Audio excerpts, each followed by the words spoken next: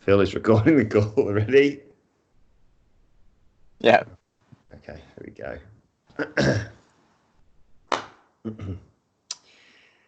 Hi guys, I'm Adam Wilborn from WhatCulture. He's Phil Chambers from WhatCulture. That is also I'm Salty Feedback from WhatCulture.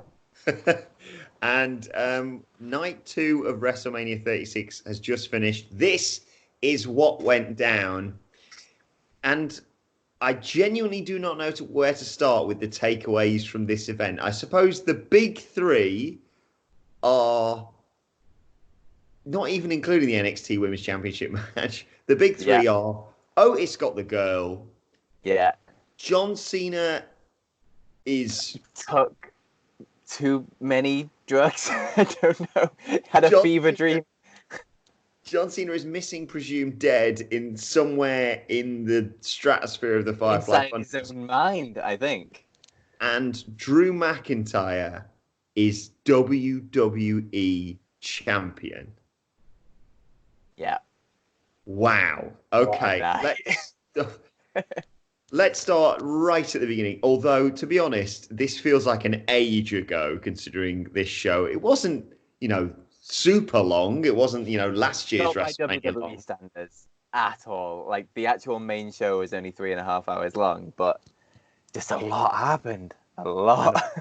I lost complete track of time after that Firefly Fun House match. Well, we'll get to that. Anyway, pre-show, Liv Morgan defeated Natalie or Natalia, whatever you want to call her, WWE. She beat her with a roll-up because, of course, she did. That's the most powerful move at WrestleMania, apparently. We won't talk about that one, Phil. Let's just move on to the first match on the main card.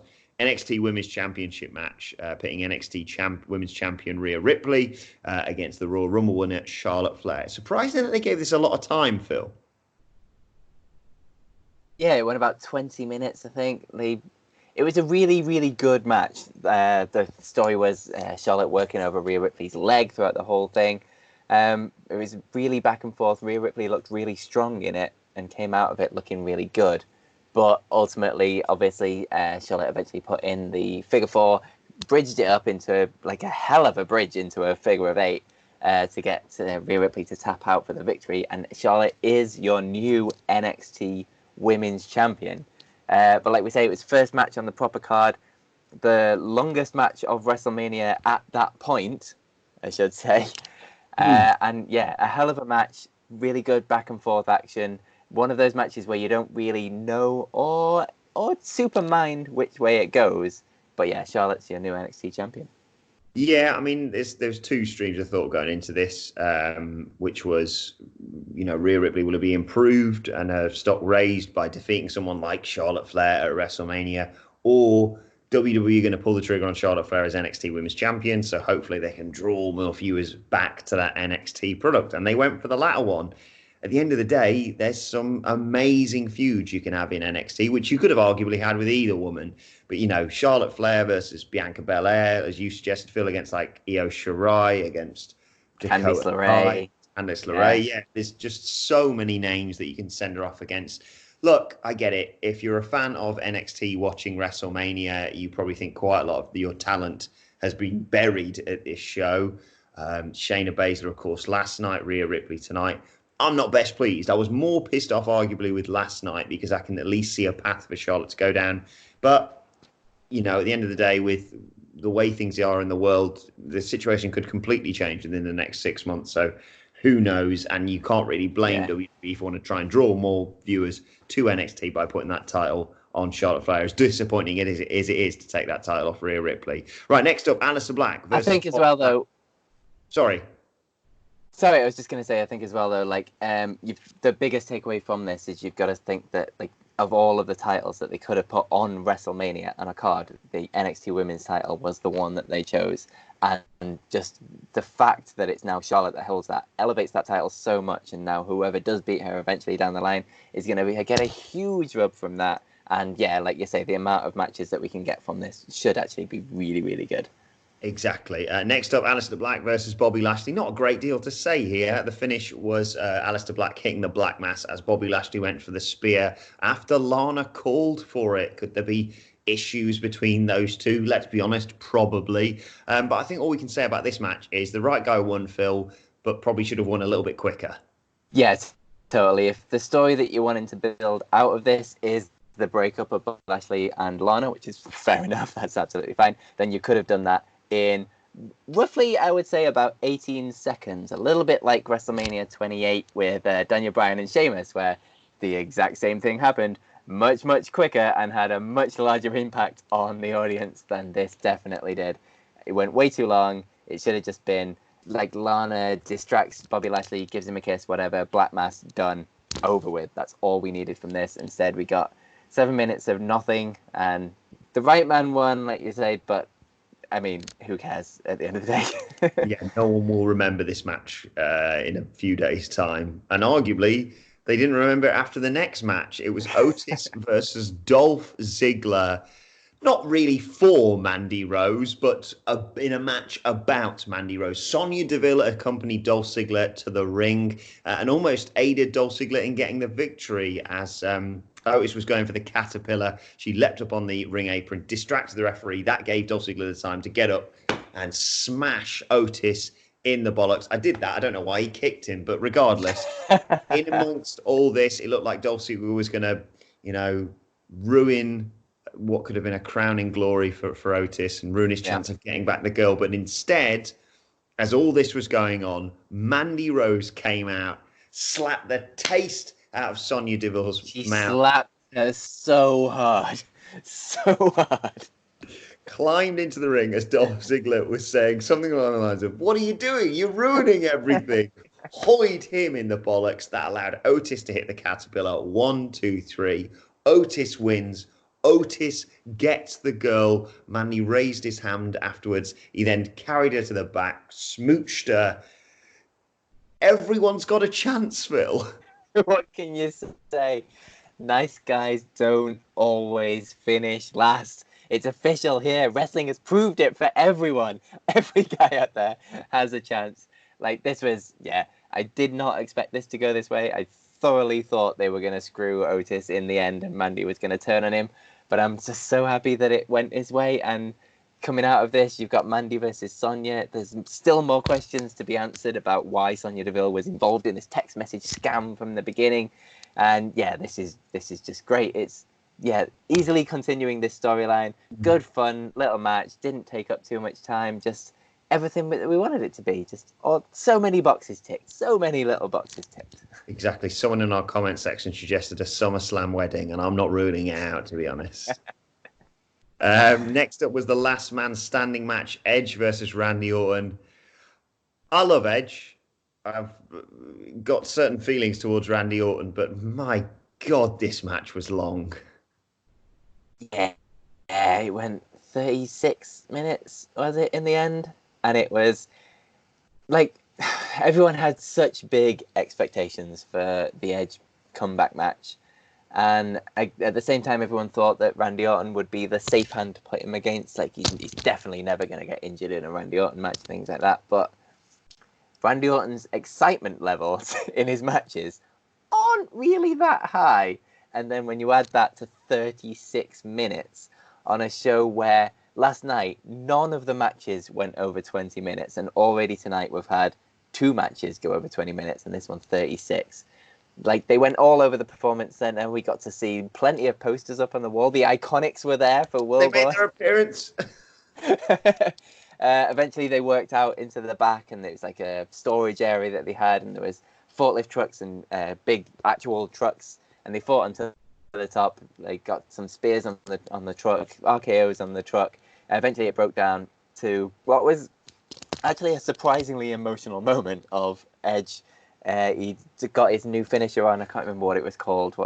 It's like a head-arm triangle choke, basically, isn't it? Yeah, Edge got that on Randy Orton, pulled him down, choked him out, got him onto the steel chair, and then just really using every one of those acting classes that he's been to, went to Concerto Randy Orton, nailed him with that. That got to the 10 count for the last man standing match. So a really good emotional ending to a very personal story, but definitely could have at least cut quarter of an hour out of this match. Yeah, unquestionably. This is going to be one of those matches that if they show you the highlights on Monday Night Raw tomorrow night, it'll be a far better match. Yeah. There was Edge dropping the F-bomb at one point, which I really, really did enjoy. And you mentioned a really good thing right at the beginning of this match, because Edge came out, was waiting for Randy Orton, and then got attacked from behind. But you mentioned there was a lovely callback to Edge's earlier career, of course. Yeah, of course, he had that match. It was Undertaker versus Batista, I think it was, where Edge popped out and he was the cameraman in a Hell in a Cell match to attack the Undertaker. So yeah, really nice little callback to that. And again, yeah, just loads of little. It's a very story-filled match, but there was just too much of it. Yes, a lot. I think I just hate last man standing matches. I think they never work. The awkward sort of counting when you know that's not the finish. I know you can sometimes argue that same fact about pinfalls, but yeah, it just sucks all the life and energy out of a match. And like you say, with Randy Orton involved in it, that's more than covered. Right, before we get to the next official match on the card, we should mention that in amongst all this, Rob Gronkowski became the new 24/7 champion. There was a skit with Mojo running around the ring, fighting off guys, none of whom we could really recognize. I don't know whether it was just late or we just glanced at the screen or whatever. I'm fairly certain it was just people who were around the performance center when they were filming, maybe some sort of NXT guys or whatever. But anyway, in amongst all this, Gronk decided to do his best Elias impression, jumped off that big platform at the performance center, flattened everyone out, pinned Mojo Rawley, and became 24/7 champion. Who could take over hosting duties? Well, we'll find out after the Raw Tag Team Championship match, the Street Profits against Angel Garza and Austin Theory. A brief match this that kind of did everything it needed to, didn't it, Phil? Yeah, absolutely. I think going into this, like with everything that had happened to this match, and no fault to WWE at all for this, with like injuries and other things, no one expected anything other than a Street Profits victory, and that's exactly what it was. No less entertaining though at all. Zelina Vega channeling Triple H with her little skull shoulder pieces going on. But at the end of it is the biggest talking point coming out of this. Angel Garza and I completely forgot his name. Austin Theory had the Street Profits in the ring.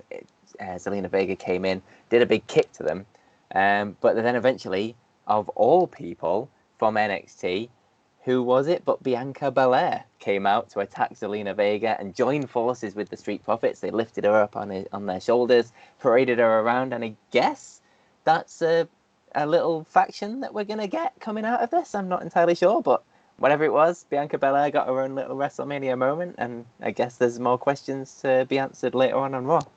Exactly. It was great to see her out there and protecting her man. And who knows where this is going to lead. But of course, prior to that, we had the Street Profits retaining their tag team championships. Right, next up came the highlights of not just the entire show, but the entire weekend. Because Tamina. Who do you get to replace Rob Gronkowski to host WrestleMania 36? To host WrestleMania. This is a list of people who, The Rock has hosted WrestleMania. You are joining a prestigious list of people. Welcome aboard. Tamina. Titus Worldwide.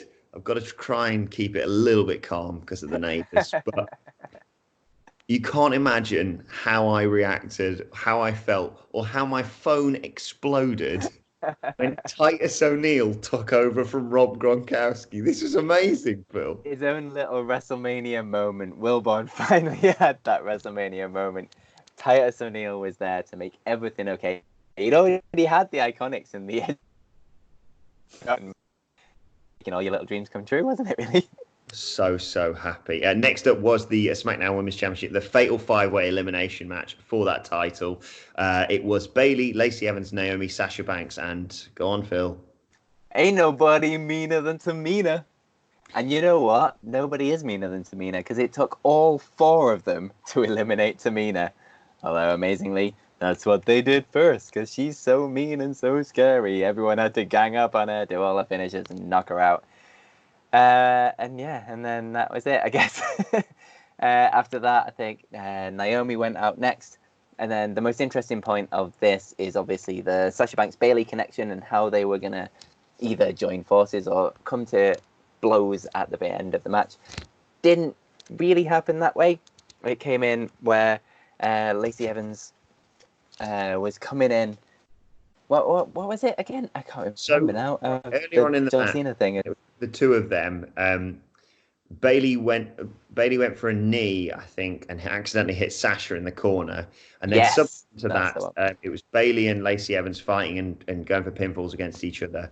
Sasha Banks gets in and goes, "What was all that about?" Bayley tries to explain it was an accident, tries to save Sasha Banks, pushing her out of the way of the woman's right, but then sort of getting hit with something a little bit herself.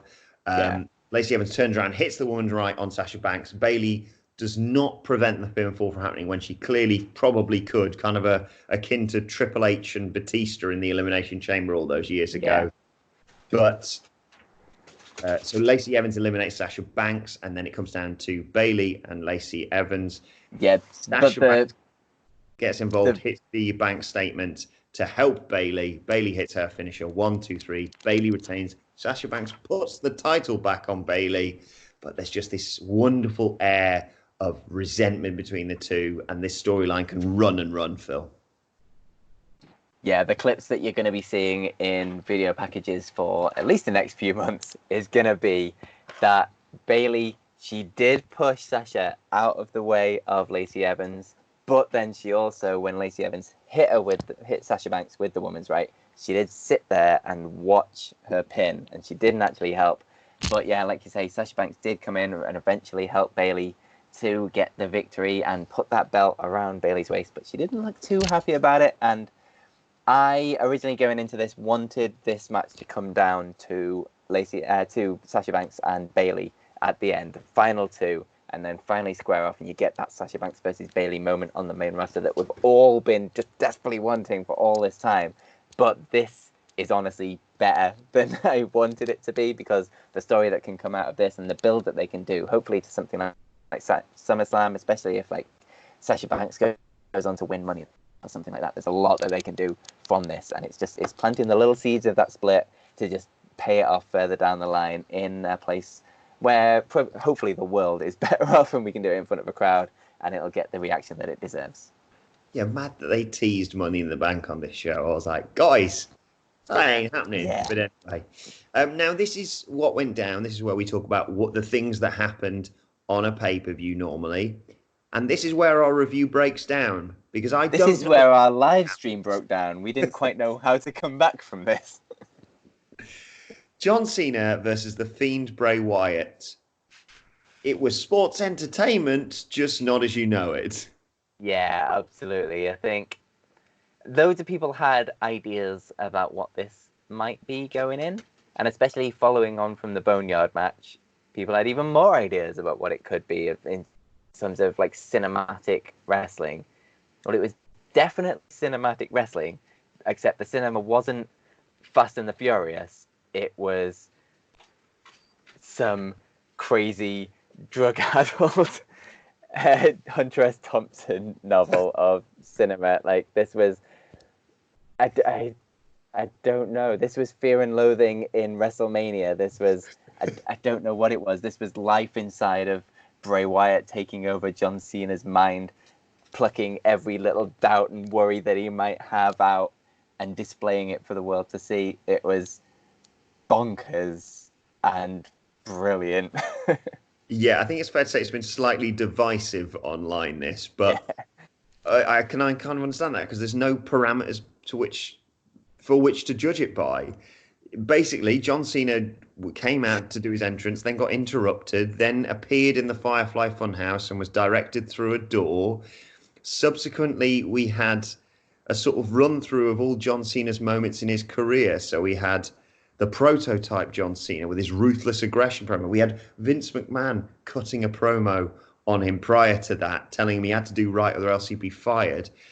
But in all of these instances, Bray Wyatt like replace Kurt Angle, for example, or Yeah. you had Bray Wyatt as part of Saturday night's main event being a sort of Hulk Hogan character, but also sort of burying every 80s wrestler, and John Cena pumping iron next to him and then being unable to lift his arms as a result of it. And then You had they Bray were Wyatt as Eric Bischoff. I don't we even had know why. I don't know how that's relevant to things. just one more shot at poor Easy E. We had Doctor of Thugonomics, John Cena, cutting a promo on Bray Wyatt. We had We had Bray Wyatt from the WrestleMania John Cena match 6 years ago against current John Cena, like with dreads and like creepy like promos and all, and the Hawaiian shirts. I still can't figure out how to put this match into words.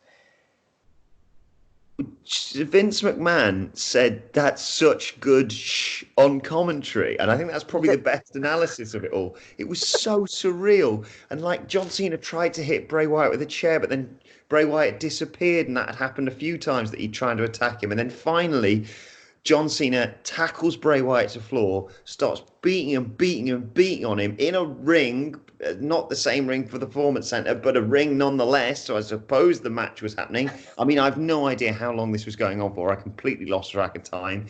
But then it transformed that John Cena was actually beating Huskus the Pig to death.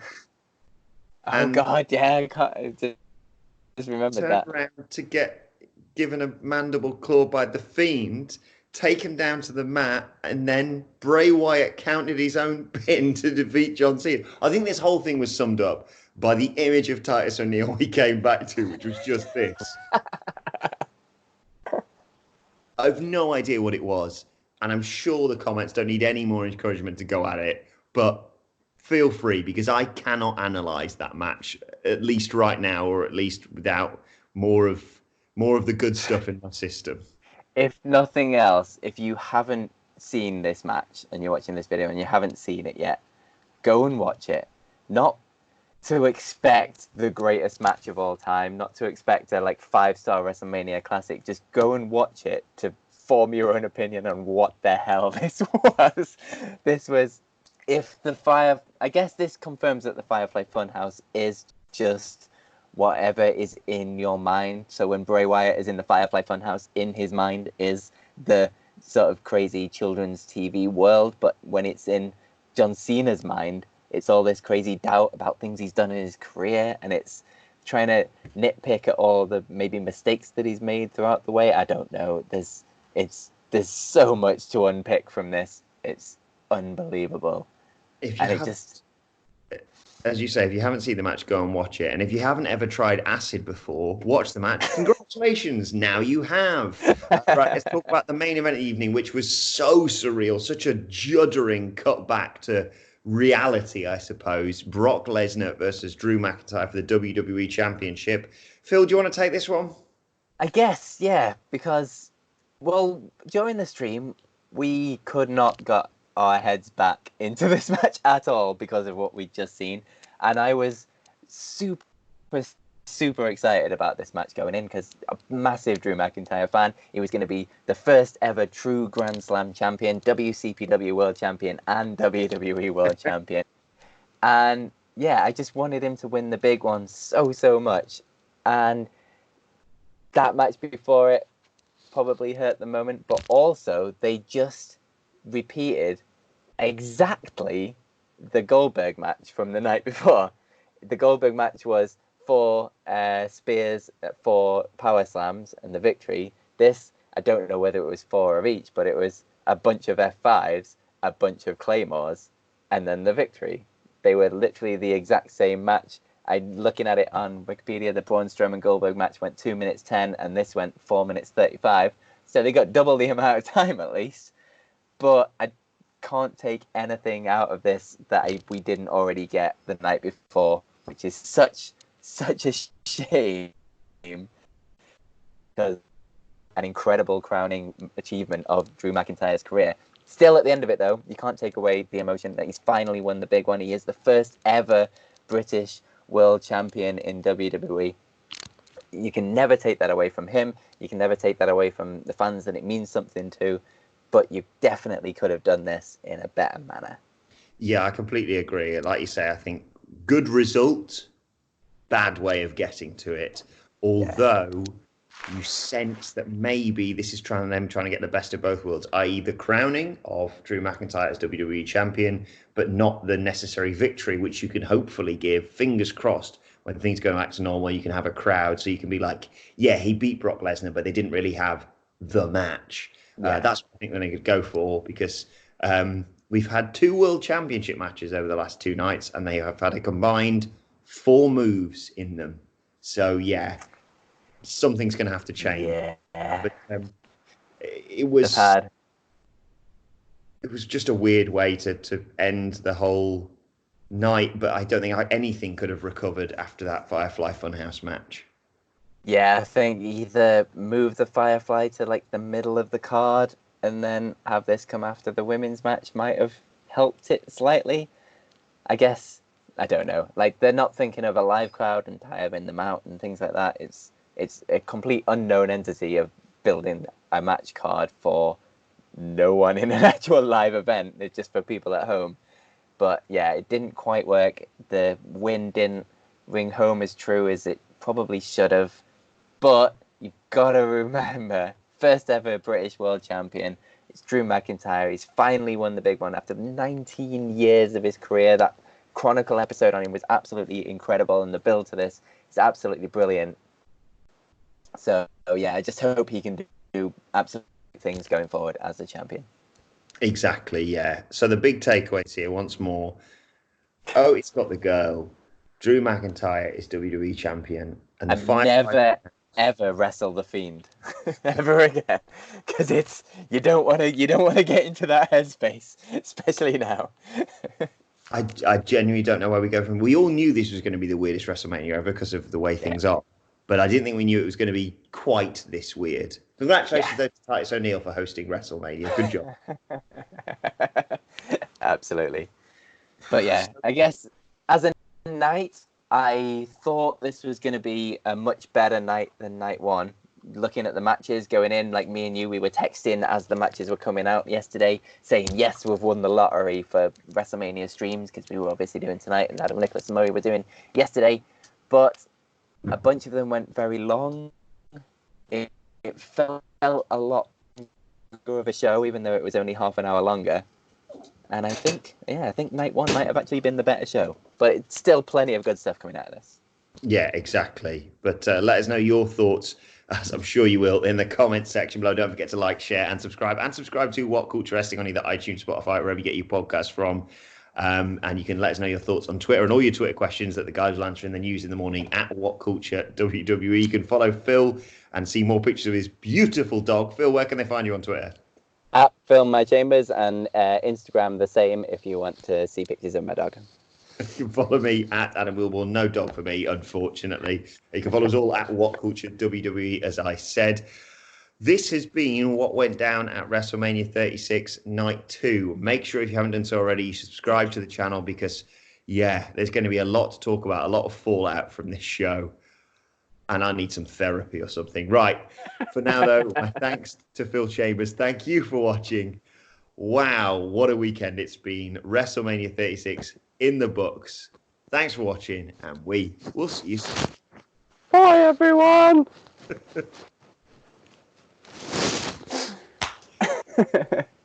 Flipping out.